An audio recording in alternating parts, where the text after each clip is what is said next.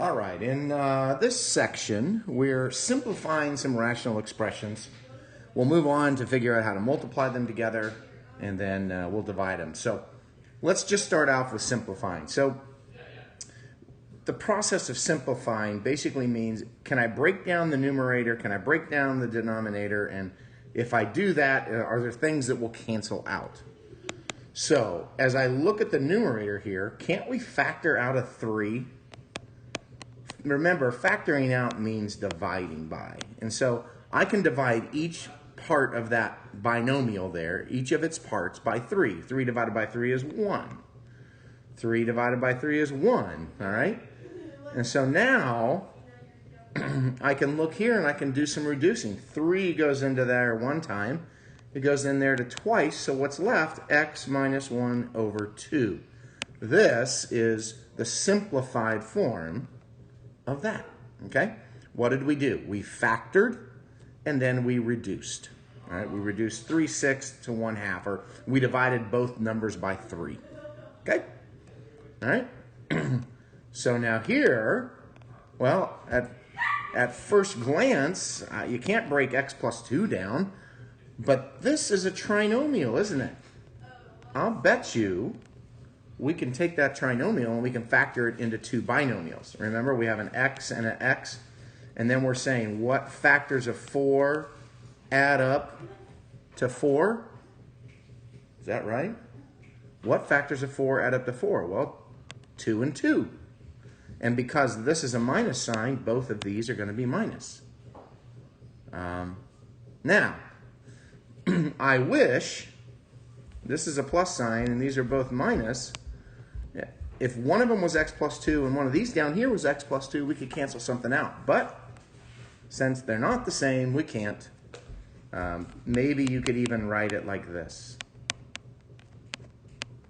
Boom. X minus 2 quantity squared. All right? A lot of the times, though, what's going to happen is you're going to have a binomial on the top and a binomial on the bottom. They're going to cancel out. All right? Let's see if it happens here. We can take out an x. Here, we can divide everything by x, and that's going to leave us with x plus 4. Down here, let's see, we'll have an x and an x. What factors of 24 subtract to give me 2? Well, isn't it 6 and 4? Yep. And this will be minus, and this will be plus. Ah, look at this. X plus 4, x plus 4. So what's your final answer? X over x minus 6. All right?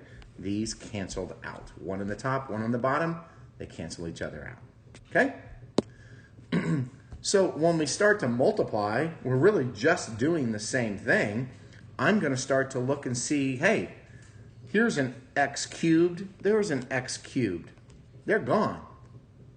Here's a y squared. That'll cancel out 2 y's up there, right? Oh, I still got an x over here. That'll cancel out one of the x's on that x squared.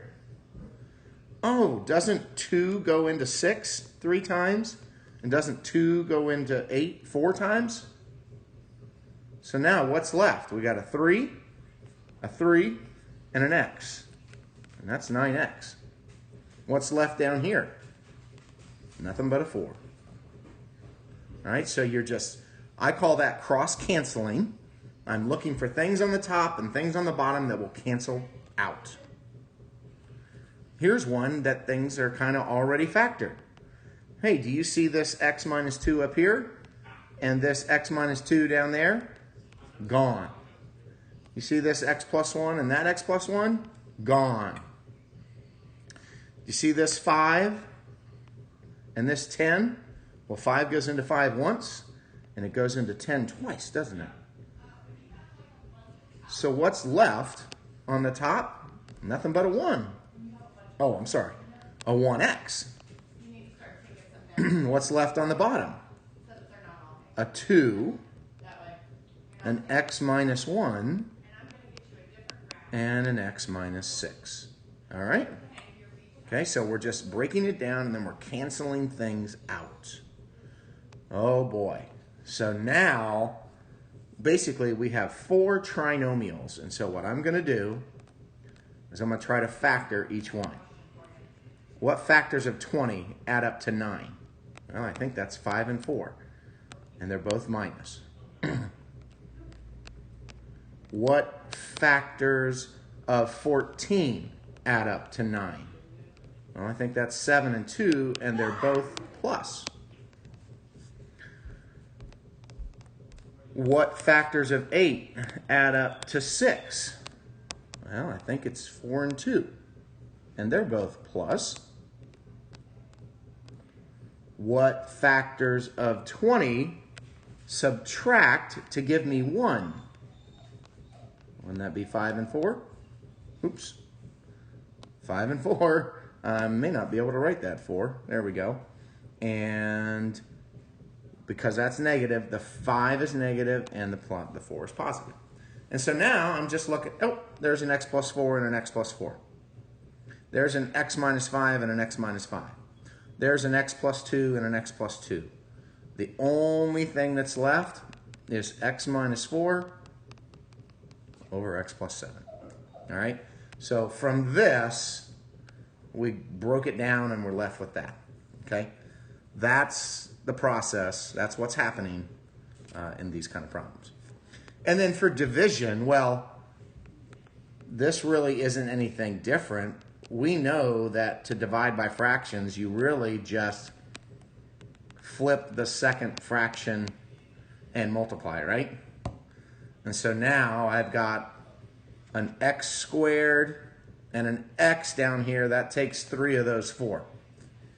I've got a y squared and a y. That takes 3 of those 4.